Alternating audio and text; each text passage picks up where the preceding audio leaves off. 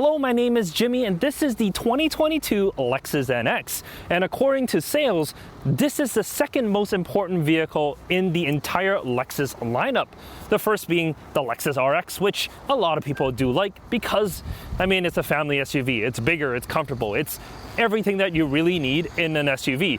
But this NX, well, it's been heavily revamped for 2022 and it makes it very, very viable.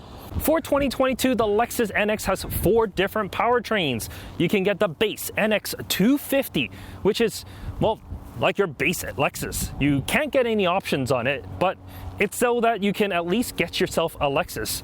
And then there's the 350, the one without the H. That is a 2.4 liter turbocharged 4-cylinder version, and that is the sportier version. You can even get the F Sport package on it, which makes it a little bit more aggressive as well. Then you have this, the NX350h. The 350h is the hybrid. This is the one that's gonna be the volume seller because everyone wants power and efficiency, and this has both. And then there's the NX450h Plus. That is the plug-in hybrid variant. That's the one that's about $5,000 more than the equivalent NX350h, but because it's, well, a plug-in hybrid, you're gonna be waiting a long time to get one of those, so this is still the most viable option. That's why I booked it, that's why we're doing this video. So this is basically a hopped up Rav4. The Rav4 is like the NX350, you got the hybrid, which is the 350h, and you got the Prime, which is the NX450h Plus. Super long name, don't know why they did that. But what you have to know is, if you're gonna be looking at a Lexus and you want kind of the best all around, this is the one you should be looking at. But let's take a look at the styling and all the features this model has, and we'll go for a drive. On the front end, well, it's distinctively Lexus, right? You got the spindle grille. It's not as aggressive as the F Sport models, but I think, over time it's grown so much on me that I actually really like it now. This particular NX350 is the premium package, so one up from base. So you don't get the tri-beam LED headlights, but they're still LED and they're still relatively bright. So I don't mind these at all. The overall front end, it's nice and aggressive. I do like that. On the side, we get 18-inch wheels, which is maybe a little bit small, but if you think about it in the long term, it's cheaper for tires and you get a better ride. One thing I don't understand about the overall side of the NX, the door handles. The NX door handles are, well, they're electronic. So there's a little button behind it that you pull to open it. And inside the vehicle, there's also a button that you press to open it. If you're gonna be making electronic door handles, why not make them different? Your own LC500 has crazy cool door handles. Why couldn't you give us those instead of these regular door handles looking things? I don't understand it. While the roof does slope down a little bit, which does reduce the cargo capacity in the rear, I must say this rear end does look really good. I love this full width tail light. It's just stunning, isn't it? Overall, in terms of styling wise, it's very similar to the previous generation. There's nothing wrong with that, but they could have done a little bit more to spice things up a little bit. But I think overall, it's still a really, really good looking vehicle. Inside the trunk, you do have to press a button on this premium model. You don't have the kick to open as the upper trims do, but you still get a really good amount of space in here. At 22.7 cubic feet, it's not bad.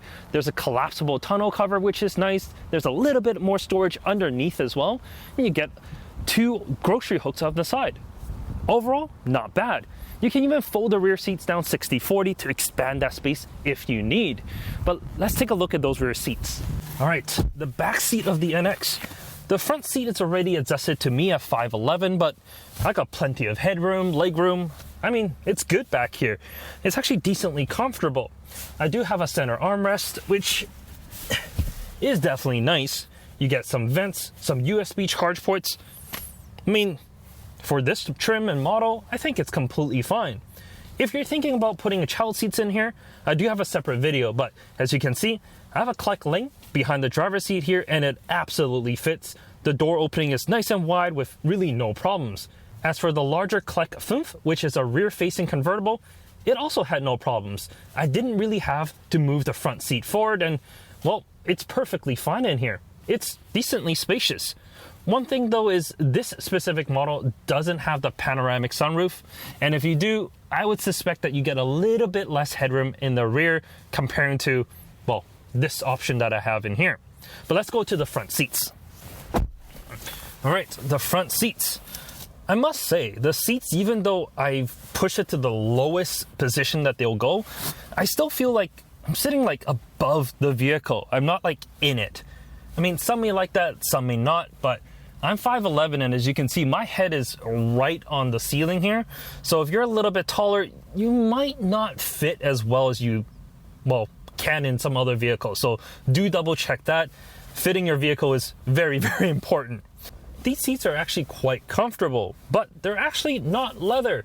Lexus call it New Lux, which is, I guess, Lexus versions of Toyota's Softex. So they're pleather, but actually, they don't feel that bad. I don't think anyone's gonna really notice. It actually feels very premium in here. Only the top trim or the top kind of option package that you stack onto the NX350h gets you actual leather, which is kind of crazy, but I mean, I don't think anyone's going to be super disappointed when coming into this cabin. This premium package actually have heated as well as cooled seats, which, I mean, I love. You set it on auto, it just does everything you need, and you also have a heated steering wheel, which is kind of needed for Canadian winters. The steering wheel is pretty typical Lexus. There's nothing really wrong with it. It has all the buttons you need, and there's some nice paddle shifters behind. And behind that, actually pretty nice digital cluster. It's not fully digital like a full screen, but I mean, there's this silver ring in the middle, which is a little weird looking, but when you switch between like normal and eco and sport modes, well, that turns it from just a regular kind of, I guess, an eco meter to an actual tach, which I do prefer. I mean, nothing wrong with it. It works great, but on this one, no heads-up display. You do have to step up a few trims to get that, but because this cluster works decently well, I mean, it's not that bad. Speaking of not that bad, infotainment. This is the updated Lexus infotainment system, and it works really, really well. There's wireless CarPlay, wireless Android Auto, and it works. Everything is just simple. I don't have built-in navigation, which I don't think most people would mind, because you're plugging in your phone anyways. You can just use that. But, you know, the overall interface is quite snappy. There is a voice assistant, but if you really want to have maximum coverage of, well, the interface itself, you do have to subscribe to their whole monthly thing. I mean, it works, but you can get a better kind of experience if you pay a little bit more. I mean, you're already paying this much. That's a little bit more, right? Climate control is built into the system itself, but you do have dedicated climate knobs off to the side. I think this system itself, it's fine. Yes, the higher end trims, you get a bigger infotainment system, and the screen is, well, the entire width of this. I think it looks better, absolutely, but I don't have any problems with this. I think this is fully functional the way that it is. Overall, this interior is very, very nice. It's definitely a step up from the previous generation with all the buttons in the center. They basically took away most of it and put it within the infotainment. I don't mind it as much as some others. I still think this is quite easy to use. There's a dedicated volume knob, dedicated climate control, front and rear defrost is easily accessible. So the things that you need, it's right there. There aren't really, you know, anything else I would say, you know, I'm kind of wishing and hoping for. Sure, you know, if you had like presets or audio preset buttons somewhere in the middle, that may make it a little bit easier. But I feel like a lot of people are using like CarPlay and Android Auto. And with that, you can just use Google Assistant or Siri to do what you need. So the buttons, I don't think they're as needed as they once were. But yeah, overall the cabin is nice. I love this plaque that's on the side. It's finished really, really well. But let's go for a drive and see how it feels on the road. All right, on the road with the NX350h. Under the hood, there's a 2.5 liter 4-cylinder. It has the E all-wheel drive system, which means there's a motor in the front and a motor in the rear. There's no actual physical connection between the front and rear axles. It Total makes 240 horsepower, which is actually decent. Yes, you can get more. The 350 non-H gets 275 horsepower, and the 450H, that's 302.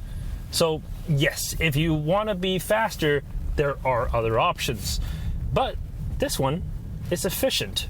And because it's about $5,000 cheaper than the equivalent NX450H, technically, this should be a better buy.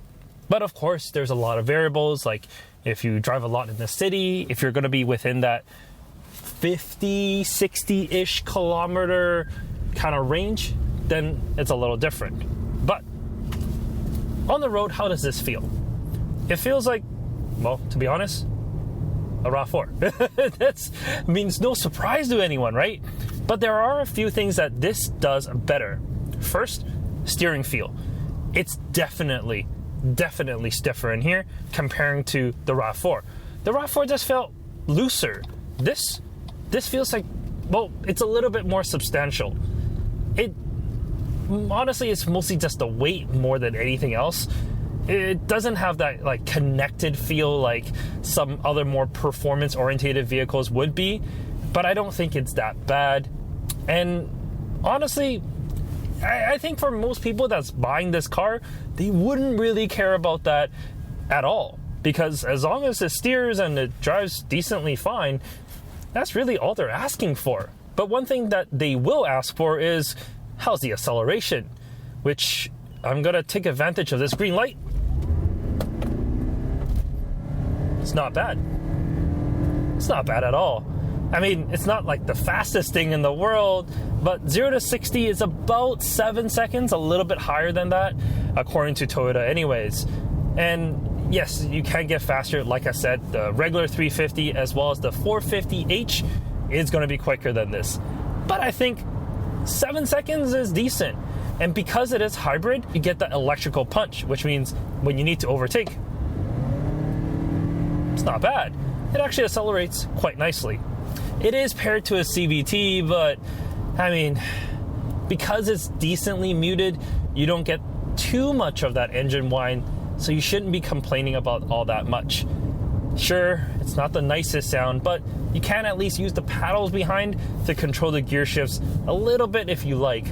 Honestly though, just leave it. Let it do its thing. It's completely fine the way that it needs to, well, just self-manage itself. In terms of safety features, well, it's a Lexus. Fully covered, really. You got the adaptive cruise control, the lane keep assist actually works pretty well. I don't have a 360 camera and I don't get sensors on the front. So parking, I mean, it's fine. I mean, I'm used to driving a lot of different cars. For me, I have no issues, but if you're a little bit more worried, get the higher trims, you get that 360 camera. But the only thing is, when you step up to higher trims, pricing. It does step up quite a bit. A base NX350 that starts at 47,400 Canadian dollars. The NX350, that's basically 55,000 Canadian. The 350H starts at 50,000 and the 450H starts at 60,000. So yeah, once you stack on options, the NX, I mean, it's gonna get pricey. But I honestly don't think you should stack on that many options. This one here, the 350H with just the premium package, I think is sufficient. It has everything that you really need. Sure, you don't get the panoramic sunroof, the rear heated seats, a 360 camera. But if you're not one to, nitpick and get all the single items and features that you really kind of want and just get the things that you need, this is actually a pretty good buy. Because as equipped here, it's about 53,000 Canadian dollars.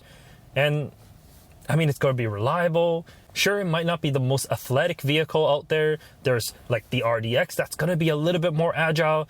But in terms of comfort, in terms of just overall fuel efficiency, not going to beat that. Definitely not. And I think that's really it. This is a very, very well-rounded vehicle. If you're looking for a Rav4, but something a little bit more luxurious, and you think the Venza just doesn't cut it, do take a look at this. The premium package though.